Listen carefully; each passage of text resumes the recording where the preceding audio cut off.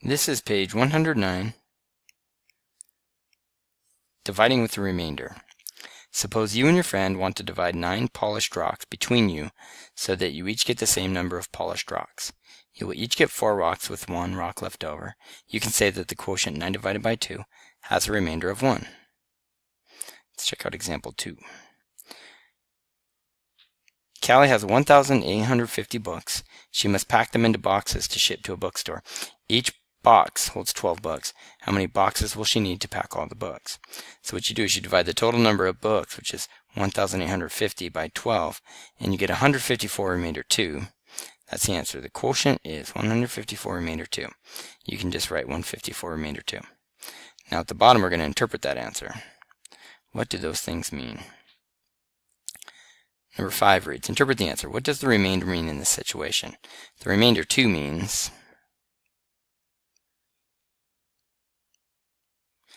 2 leftover books. So in other words, we don't have to write all this. What I'm about to say, you don't have to write all that. But in other words, all of the books fit into 154 boxes, except there were 2 leftover books. So, number 6, interpret the answer. How many boxes does Callie need to pack the books? And explain. So, let's go back up. This right here means 154 full boxes, and this right here means 2 leftover books. So how many total boxes is that? It's a total of 155 boxes. I'm going to write 155 total boxes. And then it says explain. And I think one way to explain it is to write 154 full boxes plus 1 small box for the last 2 books.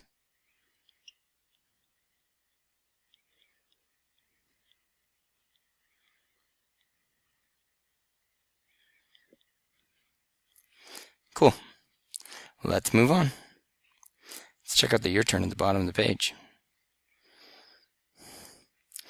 I will make a whiteboard here, and it's going to cover up number 9. We just need to remember to do number 9 when we're done. Alright, number 7 is 5,796 divided by 25. And you'll see that dividing by 25 is actually a really simple number to divide by. 25 is a great divisor. 25 goes into 57 twice. Remember that 2 has to go above the 7. If you put a 2 above the 5, you're saying that 25 goes into 5 twice, which isn't true. 25 goes into 57 twice. 2 times 25 is 50. 57 minus 50 is 7. Bring down this 9. 25 goes into 79 3 times, because 3 times 25 is 75. 79 minus 75 is 4. Bring down this 6. 25 goes into 46 only once. 1 times 25 is 25. And I subtract 46 minus 25 is 6 minus 5 is 1, and 4 minus 2 is 2. I've got a remainder of 21. So my answer, my quotient, is 231 with the remainder of 21. Now the remainder seems kind of big, but as long as the remainder is smaller than the divisor, then it is okay. Alright, let's check out number 8. Now this one isn't as hard as it looks, but dividing by 67 is not as fun as dividing by 25. It's 3,098 divided by 67. And in this one, what I'm going to do is I'm going to say that 67 is actually very close to 70. So I'm going to do some estimation and rounding. Okay, and I'm going to do that based on the fact that 67 is so close to 70. Okay. All right. So what I do here is I round 67 to 70 and then ask myself, does 70 go into 3? No. 30? No. 309? Well, it's kind of like 300. 70 goes into 300. That's kind of the same thing as saying how many times does 7 go into 30. And I think it's going to be 4. So what I do is off to the side here is I do 67 times 4. 4 times 7 is 28. 4 times 6 is 24, plus 2 is 26, and I get 268, and I think that might be as close as I can get. There's one way to find out for sure. I'm going to put the 4 above the 9, And then I already did 4 times 67, and I got 268. Now I'm going to subtract here, and if my difference is less than 67, then I'm good to go. If it's more than 67, then I need to change that 4 into a 5.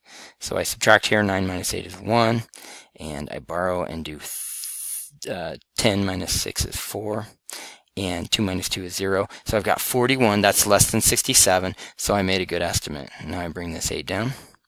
And now I need to make another guess. I'm going to call this 70, and I'm going to call this 420. 70 goes into 420 6 times. 6 times 70 would be 420. So I'm going to just check that real quick. I think that's going to be times 6. 6 times 7 is 42.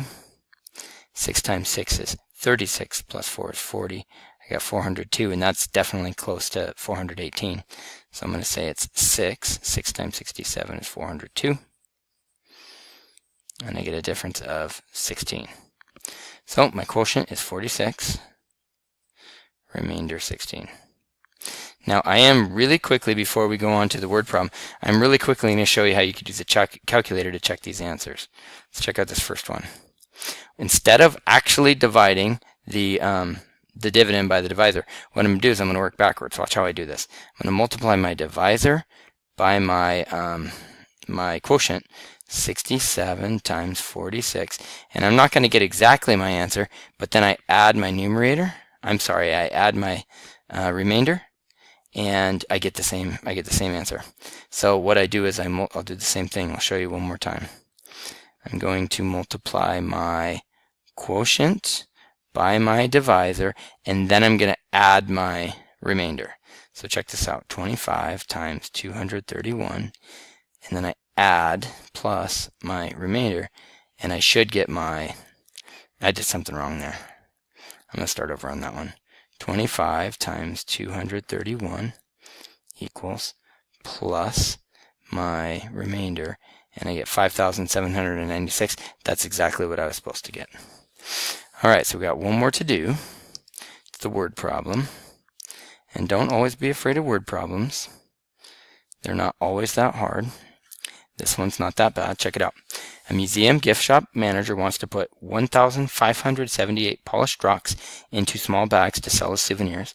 If the shop manager wants to put 15 rocks in each bag, how many complete bags can he fill, and how many rocks will be left over?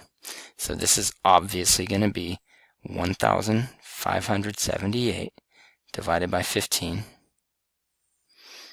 And this one gets us off to a really easy start. 15 goes into 15 once. 1 times 15 is 15.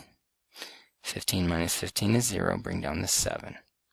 This gives us a chance to review that if 15 can't go into 7, then you have to put a 0 here, and then you can bring down this 8. Does 15 go into 78? It does. I'm just not sure how many times, so I'm going to make a guess and check over here. I'm going to try 15 times 5. And I think that's going to be 75. Watch, 15 times 5 is 25. 5 times 1 is 5, plus 2 is 7. So my guess and check worked just fine. It's 5, because 5 times 15 is 75. And I get a remainder of 3. Now what I need to do is actually answer the question. I can't write 105 remainder 3, because that wouldn't answer the question. The question says, how many complete bags can be filled? So I'm going to say 105 complete bags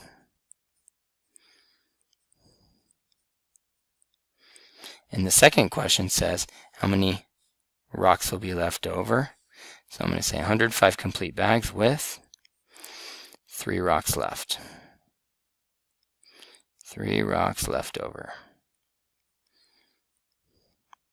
And once again, I can check on my calculator.